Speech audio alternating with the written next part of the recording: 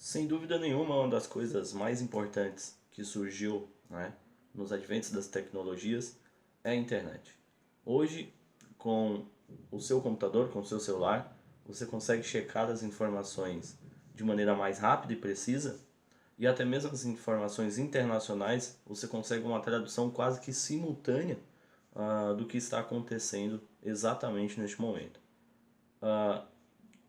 Essa possibilidade nos deu um poder muito grande de checar, né, as informações se são verdadeiras ou não. Antes dessa força da internet, até o meado dos anos 2000, os aparelhos de mídias, né, que existiam com mais força, televisão, rádio, o jornal impresso, detinham unânime o monopólio da verdade, né? Porém, hoje com a internet a gente consegue constatar o quão falho é essa tratativa deles. Muitas vezes de maneira equivocada, né? Acabam errando, né? Como todo ser humano normal, mas infelizmente na maior parte das vezes não é isso que acontece. Há de fato uma verdadeira desinformação por uma ideia partidária, uma ideia ideológica, né? Um favorecimento da sua própria empresa e por aí vai. Um desserviço total com a verdade. O objeto de assunto deste vídeo é a recente narrativa da mídia internacional em cima de Trump, Vladimir Putin, Theresa May, União Europeia, Tratado da OTAN e por aí vai. Houve um corte na fala de Trump, como acontece aqui no Brasil em relação a tudo que sai do candidato mais importante do país, que é Jair Bolsonaro. Esse corte na fala de Trump induzia o telespectador, o ouvinte, o assinante, o leitor, né, a entender de que Trump estava agora contra as instituições americanas, posicionando contra a soberania nacional e apoiando Putin, né, falando que confia em Vladimir Putin. Trump sempre fez esse questionamento ao serviço secreto serviço secreto americano e até mesmo o FBI. Né? Não por acaso houve trocas, né, de cargos, pessoas envolvidas de fato em esquemas globais, né, e manipulando de fato, né, a influência e a soberania americana.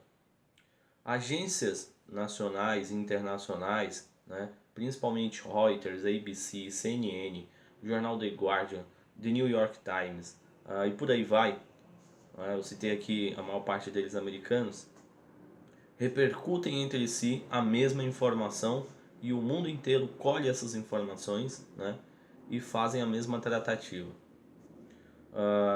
Então, a narrativa hoje é de que Trump é um fantoche do governo russo, né? Porém, com essa possibilidade da internet hoje, a gente consegue identificar vários trabalhos sérios e, né, irmos atrás da informação. Não precisamos nós ficar sentados na frente da televisão, ouvir um rádio o dia inteiro para sermos informados. Nós mesmos agora vamos, de fato, atrás da informação. Existe um trabalho muito bom aqui na internet de tradutores como Embaixada da Resistência, Tradutores de Direita, o Caneta Desesquerdizadora também faz um trabalho em relação à tradução. Acho que o Caneta Destucanizadora também, né, que surgiu logo após o outro, fazendo traduções de convenções internacionais. E uma delas eu deixo aqui para vocês um vídeo completo, né, um vídeo um pouco mais completo, né, o vídeo completo na verdade tem quase 1 hora, desta fala do Trump, desta reunião internacional, né, tem-se origem com a pergunta de um repórter, e a pergunta é feita para o Trump e para o Putin. Então, atente-se muito também ao que o Putin vai falar do Trump. Se de fato o Putin confia no Trump e o Trump também confia no Putin. Tá ok? Então, fique aqui com o vídeo. Se você gostar, né, não se esqueça de compartilhar com seus amigos, familiares e as pessoas que você gosta. You first. Just now, President Putin denied having anything to do with the election interference in 2016. Every U.S. intelligence agency has concluded that Russia did. My first question for you, sir, is who do you believe? My second question is, would you now, with the whole world watching, tell President Putin, would you denounce what happened in 2016, and would you warn him to never do it again? So let me just say that we have two thoughts. You have groups that are wondering why the FBI never took the server. Why haven't they taken the server? Why was the FBI told to leave the office of the Democratic National Committee? I've been wondering that. I've been asking that for months and months, and I've been tweeting it out and calling it out on social media. Where is the server? I want to know, where is the server, and what is the server saying? With that being said, all I can do is ask the question. My people came to me, Dan Coates came to me, and some others. They said they think it's Russia. I have President Putin. He just said it's not Russia. I will say this, I don't see any reason why it would be, but I really do want to see the server. But I have confidence in both parties. I really believe that this will probably go on for a while, but I don't think it can go on without finding out what happened to the server. What happened to the servers of the Pakistani gentlemen that worked on the DNC? Where are those servers? They're missing. Where are they? What happened to Hillary Clinton's emails? 33,000 emails, gone, just gone. I think in Russia they wouldn't be gone so easily. I think it's a disgrace that we can't get Hillary Clinton's 33,000 emails. So I have great confidence in my intelligence people, but I will tell you that President Putin was extremely strong and powerful in his denial today. I'd like to add something to this. After all, I was an intelligence officer myself. And I do know how dossiers are made up. Just a second. That's the first thing. Now the second thing. I believe that Russia is a democratic state, and I hope you're not denying this right to your own country. You're not denying that United States is a democracy. Do you believe United States is a democracy? And if so, if it is a democratic state, then the final conclusion in this kind of a dispute can only be delivered by a trial, by the court, not by the executive, by the law enforcement. For instance, the Concord company that was brought up is being accused. It's been accused of interference. But this company does not constitute the Russian state. It does not represent the Russian state. And I brought several examples before. Well, you have a lot of individuals in the United States. Take George Soros, for instance, with multi-billion capitals. But does it make him his position, his posture, the posture of the United States? No, it does not. Well, it's the same case. There is the issue of trying a case in the court. And the final say is for the court to deliver. The world must be ending, meaning it's Tuesday on cable news. It's just as serious to me as the Cuban Missile Crisis in terms of an attack or the 9/11 attack. I would say that his performance today will live in infamy as much as the Pearl Harbor attack or Kristallnacht. Curious to get to that, but if he's a Russian plant, he's the worst one ever. I mean, what kind of plant would try to force Germany to cancel its Russian oil contracts? Oil being Russia's only major export besides spies. What kind of plant would demand that NATO up their military spending to straitjacket Mad Vlad? What kind of plant boosts our military by billions, which allows us to do whatever the hell we want until forever? I say an awesome plant. Seriously, you gotta be nuts if you think he's the Manchurian candidate. John Brennan does, and he voted for a commie at the height of the Cold War. I guess he's the expert. I call him the Great One, Mark Levin. So I said at the beginning of the show, we have now witnessed the single worst 24 hours in the history of the mainstream media, which is saying a lot because we know how corrupt they are. Reaction. Well, you know, Sean, what we've learned about the media, several of the hosts and guests, is we have a lot of psychopaths out there, that's for sure. Okay, how do you really feel? Well, comparing the president's conference with Putin to Pearl Harbor, 9/11, Kristallnacht, the beginning of the Holocaust, calling him a traitor and treasonous. You know, 2 weeks ago, they said he was running Japanese internment camps and Nazi concentration camps. This is the pseudo-media. And now it comes to Russia. Now the liberals, the media, the Democrats, some Republicans, very upset about Russia. You know, they've had more positions on Russia than Stormy Daniels, as far as I'm concerned. Let me point out some history. This is very, very important. John McCain, God bless him, and others have said that what Trump did at that press conference is the worst interaction we've ever had with Russia, the worst diplomatic disaster ever. I want the American people, forget about the media, I want you to know something. In 1945, at the Yalta Conference, Franklin Roosevelt sold out half of Europe to Stalin. He repeatedly praised Stalin. Franklin Roosevelt is the hero of the Democrat Party. He of Japanese internment camps, too. In Yalta, he gave up half of Europe to the Soviet Union. In 1961, JFK met with Khrushchev. JFK told a friend of his that he was rolled over, that he came across weak, that it was pretty disastrous, his meeting with Khrushchev. And a few weeks later, what do? The Soviets are shipping missiles to Cuba, and they're building a wall in Berlin. In 1975, Gerald Ford in Helsinki with Brezhnev, 35 other countries, recognized the territorial sovereignty of the Soviet Union, which included the captive nations of Eastern Europe. In 1979, Jimmy Carter placed a big wet kiss on Brezhnev's cheek in Vienna. All this hysteria about this press conference. The president said, look, I could have said it better, I should have said this, and they act like it's the apocalypse. It's not. The left in this country has defended the Rosenbergs, they defended Alger Hiss, they defended Ted Kennedy in 1983 and 4 when he was colluding with the Kremlin to defeat Reagan. The left, the Democrats, the media in this country opposed SDI, the Strategic Defense Initiative, which had as its purpose to defend us against Russian nuclear missiles. They called it Star Wars. To this day, the left won't fund it. To this day, the Democrat Party opposes it. They opposed his Pershing II missiles to modernize medium-range nuclear missiles, which he eventually put in Europe, again to defeat the Soviet Union. So the left goes back and forth, the Democrats.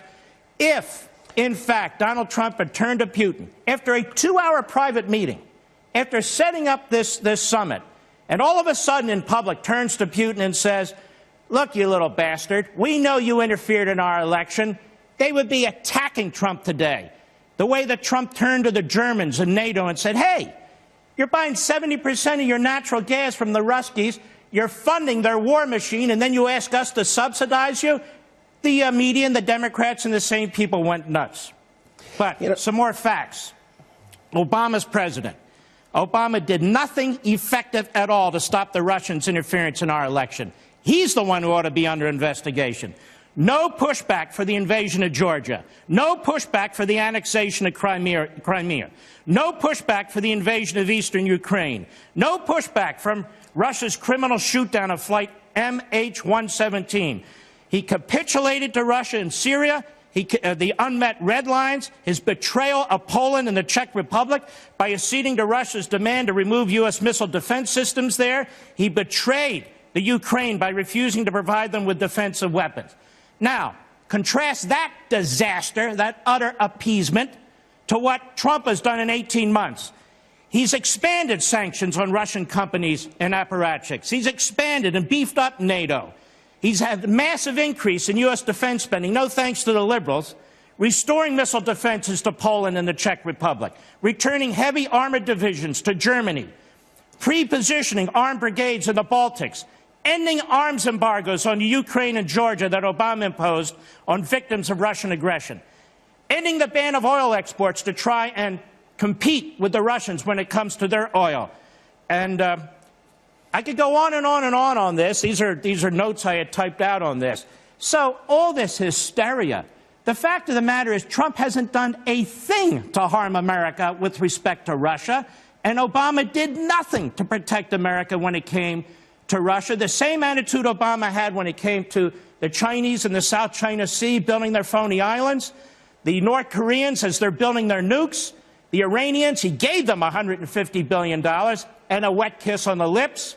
So the attacks on Trump, this overwrought, hysterical, insane attack by the media, the Democrats, some in the Republican Party, and some phony conservatives. It's okay. Let me ask you this. You're allowed to question a president. Just don't go nuts. No, they can't help themselves. Bottom line is, two entities interfered in our election, the Russians and the Obama administration. The Democrats defend the Obama administration, and all of a sudden they don't like the Russians, who they've been kowtowing to since 1917. Yeah, you know what? That's why we call you the Great One. And now the left is calling for a coup. Yeah. We heard this before, though. You remember, we've seen the Access Hollywood tape, Charlottesville, firing James Comey, the Khan family controversy, separating kids, and Stormy Daniels. All of these things, they've all said it's the Holocaust. It's another 9/11. It's a constitutional crisis, impeachment, internment camps. But I think the country is tuning this out. We've become numb to this type of hyperbole because the Democrats always overreach. Now they want to abolish ICE. Now they're chasing people out of restaurants and they're fantasizing about assassinations. It always ends up coming back, boomeranging them and hurting them politically. And I think this is going to be the same. As to who is to be believed and to who is not to be believed, you can trust no one if you take this. Where did you get this idea that President Trump trusts me or I trust him? He defends the interests of the United States of America, and I do defend the interests of the Russian Federation. We do have interests that are common. We are looking for points of contact. There are issues where our postures diverge, and we are looking for ways to reconcile our differences, how to make our effort more meaningful. We should not proceed from the immediate political interests that guide certain political powers in our countries. We should be guided by facts. Could you name a single fact that would definitively prove the collusion? This is utter nonsense. Honest and strong men like Tommy Robinson are silenced, are thrown in jail to be murdered by inmates. That is the true character of the EU. President, the future of Europe will be bright after the collapse of the EU. And we are now witnessing the death struggle of this failed project. We see it in the elimination of the freedom of speech, in the demonization of political opponents, in the acceleration with regard to an EU army. We see it in the acceptance of state violence against the people of Catalonia, in the opposition against democratic governments of Poland and Hungary, in the sabotage of Brexit. We see it in the creation of an enemy image of Russia and of the United States of America, a long-standing ally. It are all rearguard actions of a union which already failed. Turning the EU into a Soviet-style empire will not avert its inevitable end. And it's already showing widening cracks. It's a union that consists of irresponsible liberals in the West and of realists in the East, of dictating money suppliers in the North and suppressed receivers in the South. It's a union of happy migrants that profit from our welfare state and miserable citizens who are just good enough to pay the bill but are silenced about their grievances. This union creates more problems than it solves. And we have seen a debt crisis, a migrant crisis, and now a crisis in political freedoms. What started as a project to progress peace through trade has deranged into a suppressive totalitarian instrument of a globalist elite. And the last fundament of this bankrupt union is the unlimited printing of money by the European Central Bank. Imagine the shock when Italy was about to install a Eurosceptic government. And there again, the EU showed its ugly face of dictatorship. It denied the Italian people their rightful government. This union that has sold his soul to investors in the Middle East cannot last and should not last. Turkey is turning into an Islamic society and Erdogan is overturning the achievements toward a secular state. Journalists, professors, military personnel are being jailed. Christian property is being seized. Genocide is being committed on the Kurdish part of the population. And firmly stand the EU to protect, no, not the values of human life, not the freedom of the secular state and the rule of law. No, it stands firmly to let Turkey become a member of the EU. In the UK, Muslim grooming gangs have abused hundreds of children. They were abused, raped, some even killed. And although the authorities knew about it, they were reluctant to act. And when it finally blew out in the open, they tried to cover it up. In Germany, Sweden, the Netherlands, hundreds of young girls are victims of grooming gangs. And where is the protection of our children? Where is the outrage in the EU? It's not there. The EU does not and will not protect our children. Instead, it sacrifices them. The EU elite welcomed these child rapists and still do. Honest and strong men like Tommy Robinson are silenced, are thrown in jail to be murdered by inmates. That is the true character of the EU. The EU has no right to a future. The EU has no future. The future of Europe is to the nation states and its people.